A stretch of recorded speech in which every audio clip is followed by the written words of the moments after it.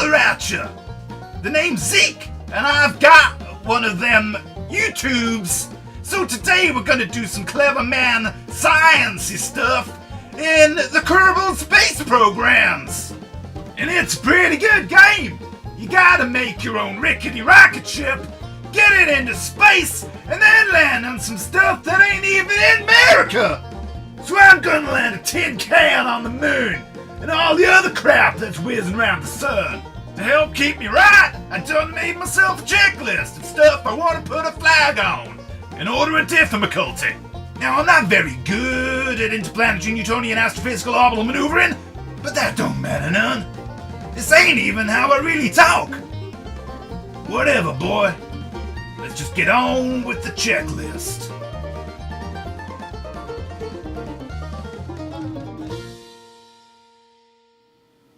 Hello, cats and kittens, and welcome to this, the beginning of a brand new series on the channel. We're going to be playing some long overdue Kerbal Space Program. Now, I'm not sure how much I explain in the intro section that you would have just watched, because I haven't recorded it yet, but the premise is a very simple one. We're going to fly around, we're going to land on every single celestial body in the KSP universe, and then we're going to ram a great big stinking flagpole up its arse. Or something. There'll be laughter, there'll be tears, plenty of tears. I'm rubbish at this, but hopefully you will help me in this mission to complete the checklist. And here it is. Now, it's in a vague order of difficulty. We've got the easiest stuff at the top, more difficult stuff further down. So we'll go through it sequentially, but right now, let's just dive straight on in here. Little nod to Kurt J. Mac there. Love that. Love it! Right, fresh new game. Let's, nope, let's do this in capitals. Let's give this the sense of grandeur befitting of an adventure of this magnitude. And flag. This is what we're going to put everywhere, so... You know what? No, minimalist. That's my style right there. I will, of course, explain a little bit about the game, just for those of you who aren't familiar with it. And I might talk a tiny bit about myself and the channel, just for the benefit of the small handful of people that have joined over the last couple of weeks. Of course, hello to you guys, and thanks so much for joining us. Now, the first thing on the checklist, and the thing we'll be doing today, you might have noticed, isn't actually a space mission. I want to do something I've never really gotten to grips with in Kerbal Space Program, and that is making a plane. So we'll be starting off doing that rather than constructing a rocket, taking her up, going perhaps suborbital if I'm feeling fruity, circling around, bringing it down back on the North Pole, and then plonking our white flag proudly into the tundra. That's the plan anyway. What'll actually happen is I'll go through about 3,000 ships, kill multiple Kerbonauts, damage the landscape, and probably never achieve the mission. Get really stressed out, rage quit, never come back to this series again, have loads of commenters say, hey, when are you going to do the next episode of the thing? You never managed to get to the North Pole in the end. And I'll just be like, man, screw you guys, I'm just going to play Minecraft or something that doesn't tax my brain. Something like that, anyway. Yeah, the difficulty is, with planes, you've got so many different forces and control surfaces acting on your vessel. It's not as easy as rockets, which you just need to get them to go up. It's as simple as that.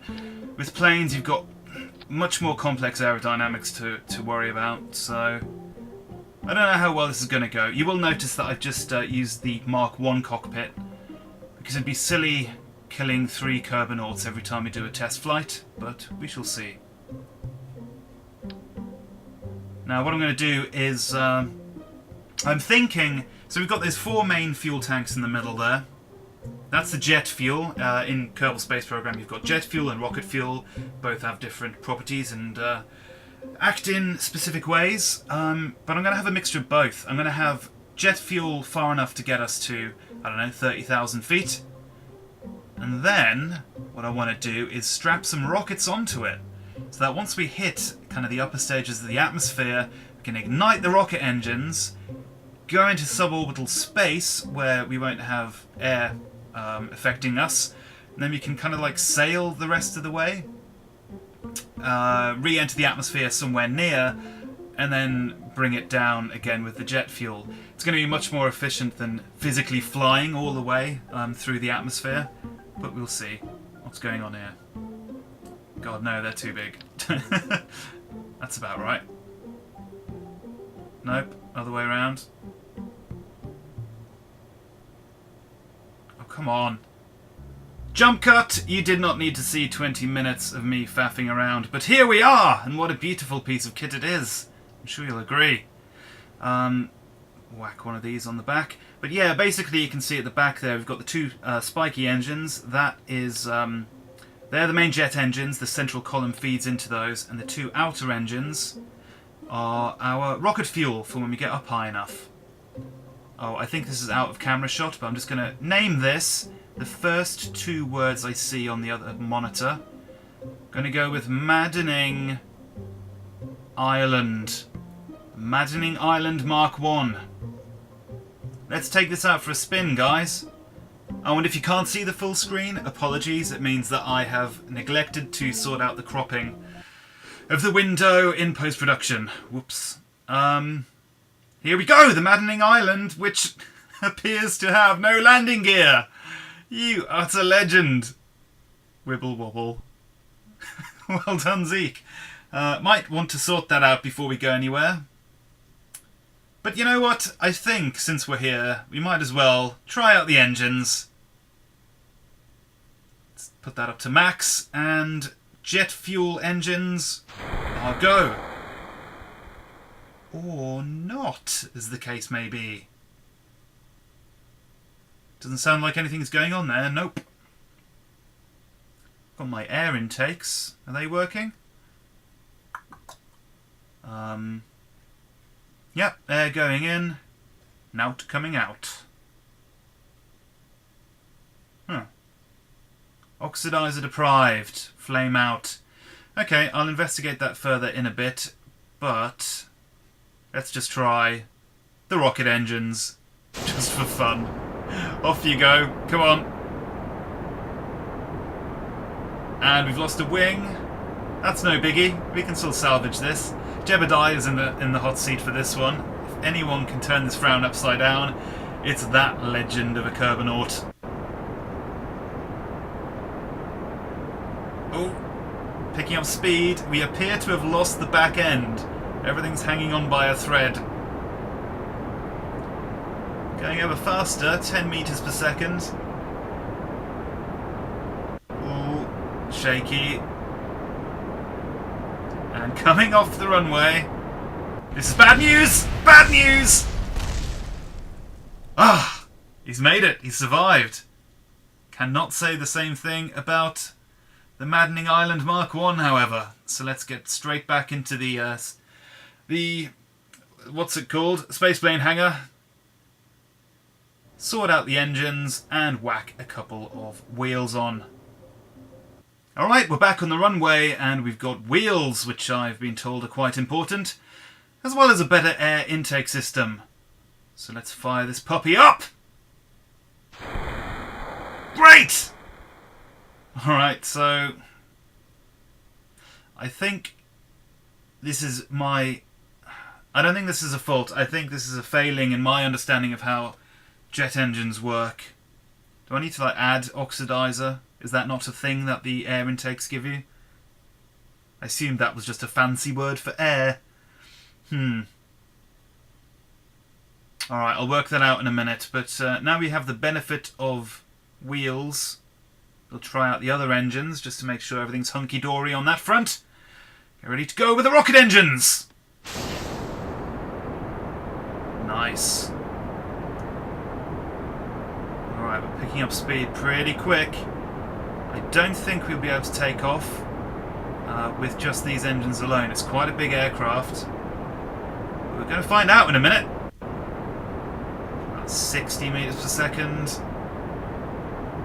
Ooh, we are going fast. Who knows? Maybe we're going to get airborne. Come on, come on, come on. I'm pulling up as hard as I can. Oh, it's not even tilting backwards here. Come on. Oh my god.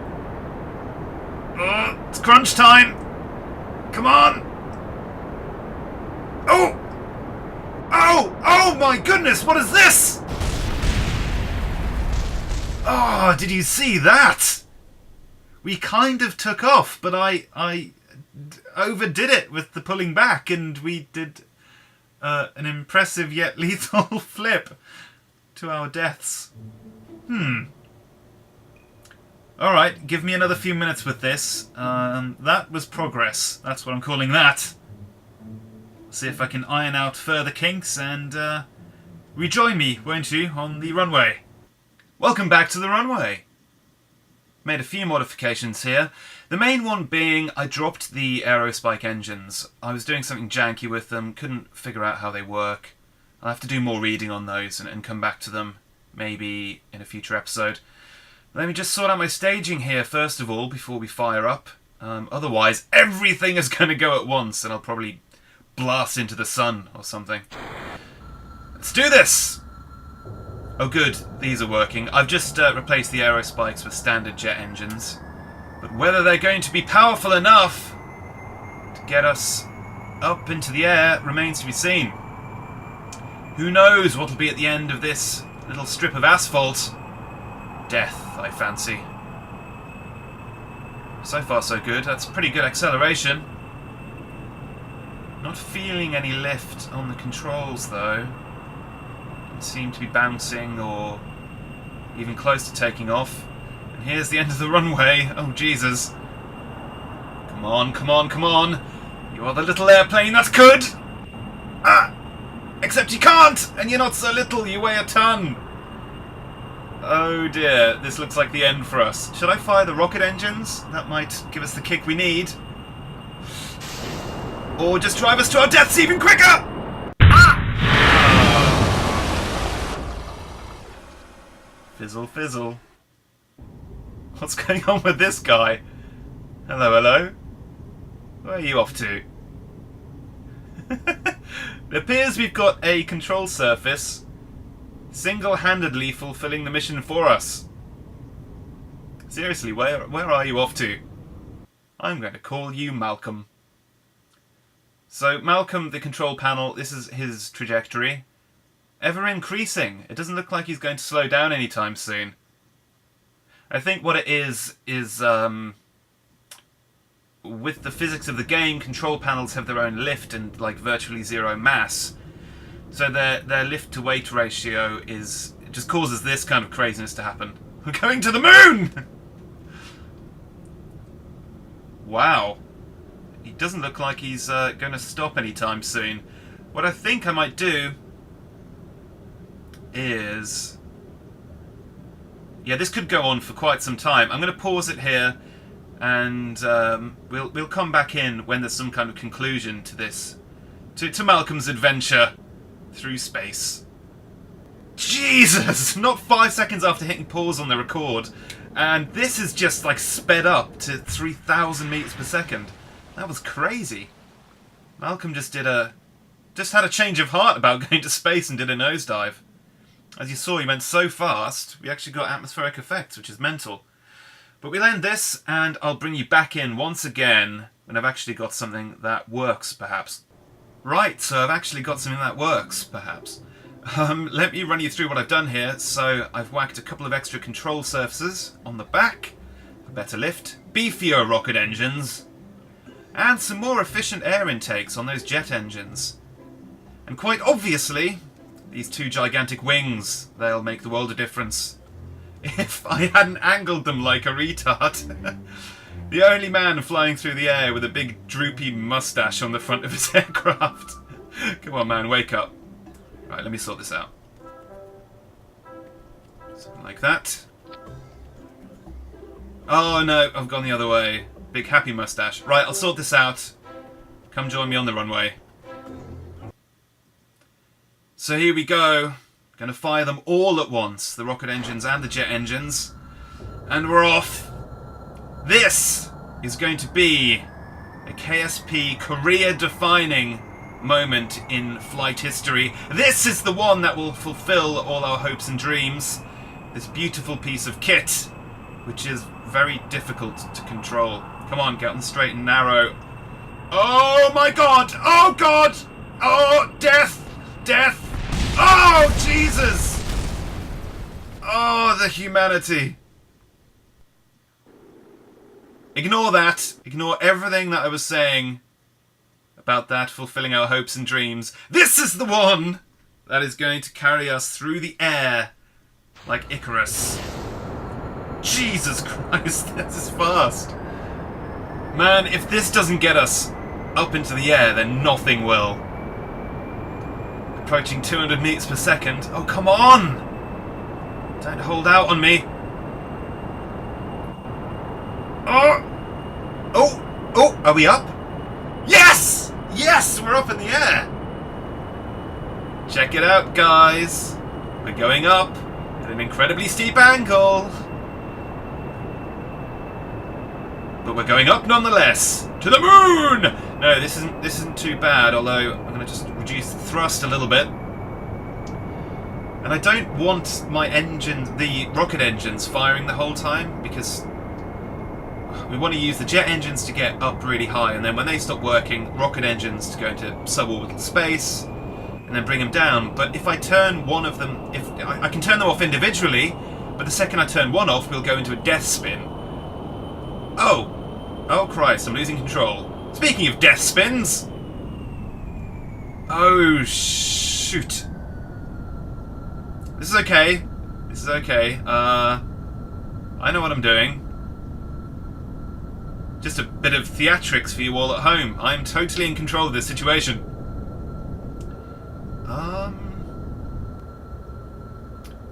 Right, so we're at 2,000 meters, dropping rather quickly. Okay, point it up. Let's treat it as a rocket and just go vertical. That works for me. But does it work for the plane? Kinda. Okay, right. I'm wrestling this back. This isn't too bad. It's better than it was 2 minutes ago. Oh, but worse than it is now. What's happened? Flame out? No. We've run out of liquid fuel in the rocket engines. That's alright. We can use the jet engines. We're kind of okay. Not sure about this weird angle I'm flying at. Oh! Oh, and we've lost it again. No, there's no saving this one, I don't think. Oh, Christ. I regret nothing! And that fizzling sound you hear is the sound of failure. Episode 1! Woo! That was great, wasn't it? I'm going to close this off here and go do some reading on how planes work. And when we come back for episode 2, I'm going to have a fully functioning North Pole voyage ready airship to carry us to our first objective on the Kerbal Space Program checklist, which I will continue to work through for as long as I think people are enjoying watching these videos. So do leave a thumbs up if you are, share it with other Kerbal fans you might know, and subscribe to the channel if you haven't already to see more videos. Links below in the description box. Anything else? Oh, support Squad, the makers of KSP, and buy the game. It's brilliant. In the meantime, I have been Zeke. You've been awesome. This has been a total embarrassment. Cheerio.